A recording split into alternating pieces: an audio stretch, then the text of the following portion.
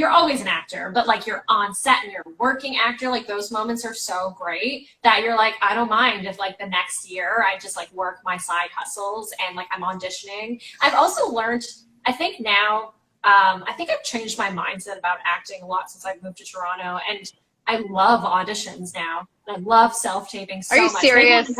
Go away.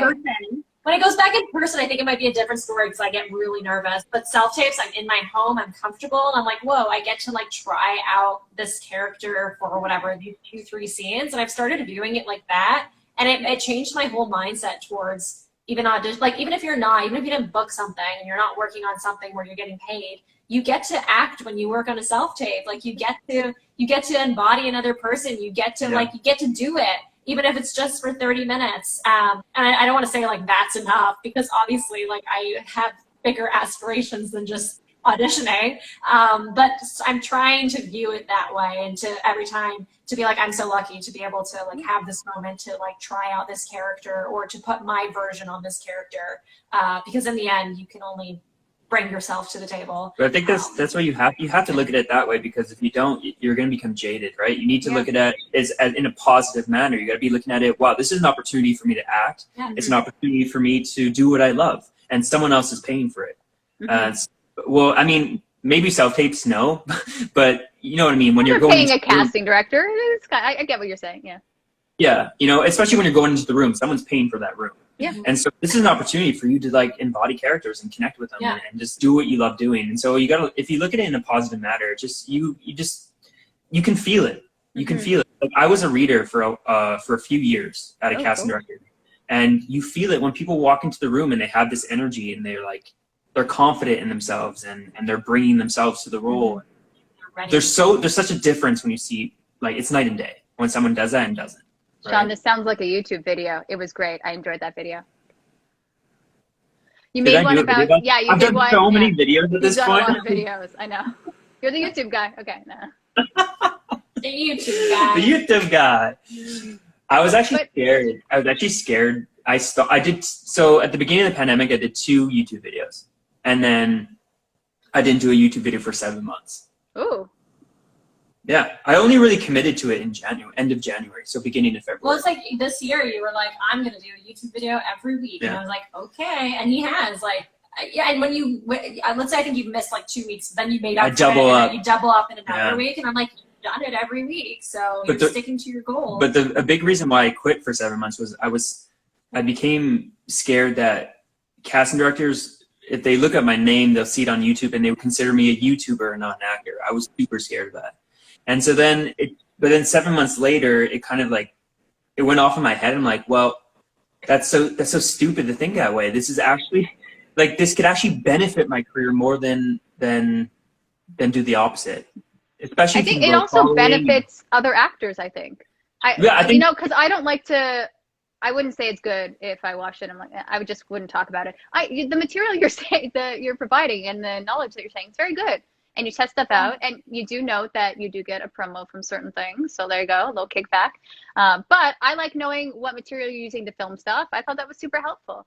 And everything you're saying, I'm like, yeah, this makes sense. And also you're booking, right? It's not like you're this person that just kind of woke up and said, I'm going to be an actor, so let's make videos. You have the knowledge, so you're sharing the knowledge. And I think that's very valuable.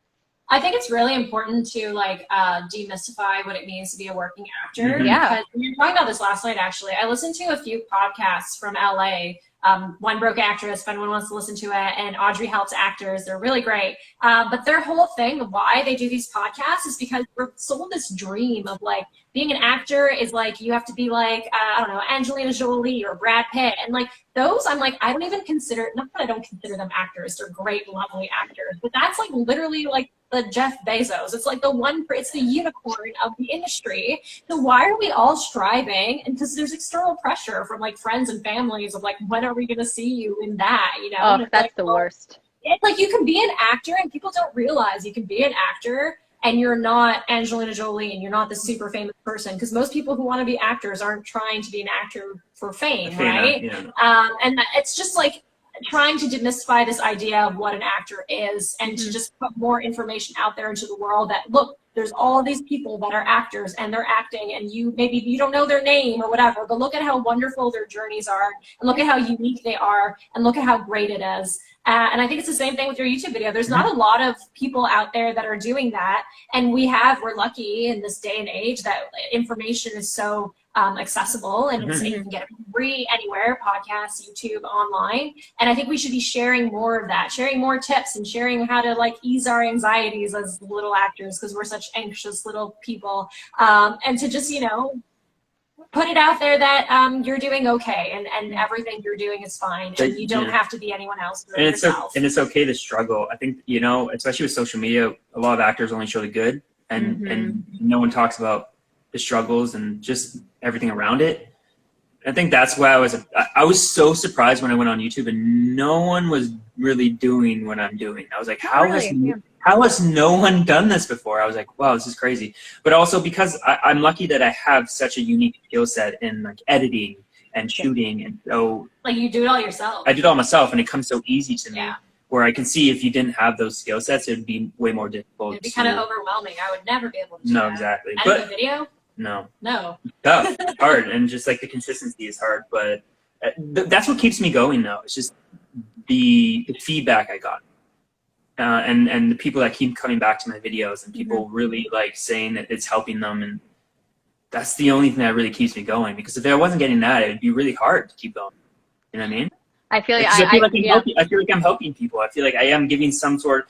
Like, I'm not saying that I'm this genius or this like master actor. I'm just like, look, this is my personal experience as an actor. This is what I'm going through. This is what I've done, and this is how I work. And I only talk about like my, I guess, my personal journey as an actor. And if you can relate to that, or if that can help you, like what? And it's the same thing with what you're doing too with window chats, like bringing all kinds of people on to talk about all kinds of things. It's just like, you know, a lot of actors, a lot of creative types, but it just like when people listen to I find when I listen to someone else's story, you just realize how unique everybody is and how unique everybody's journey is. And it's not a 1, 2, 3, and then you're going to be Brad Pitt. And anybody who's watching this who is not an actor, stop asking your actor friends when they're going to be on Netflix and what you've seen. I mean, you ask nicely if you really care, but like the goal is not to be famous. It's guys, you now can say you've been on window chats, so you're kind of a big deal. There you go. and it's a journey, and it's an unpredictable journey. But like you were saying before, when the highs are high, they're so high. There's lows too, and how you get through the lows. Connect with other actors, go to acting class, listen to others, and know you're not alone. The lows are the hardest parts, right? They are. But if you can get through those and keep going. But back to like the highs of acting, because you're saying like they're highs, but the highest you get in acting is the moment you book a job, and it just goes downhill from there. Because you're like, I booked this job, this is great, but now you got to do all the work and you got to do everything, and then there's stress of like performing on whatever it is, right? And so it kind of slowly goes down until the last day of set, and now you're at like 0 again. You say, I think the biggest high for me is seeing myself on a screen, knowing that I made the final cut after I booked it. Because I've learned that you're on a high for like 2 years? No. So I do it. I'm very excited and grateful when I book something. And then I just don't think about it. Because I go, Robyn, you've been cut out before. Don't get excited. And then when I see it and I make the cut and I go, oh my God. And I freak out and I feel like a real actor. That's my moment. It's so true. Because sometimes you do these things and you get cut out of the final product. And you're so excited. And then after you're like, oh, never mind. You're like, I was going to use that for my demo reel. Not anymore.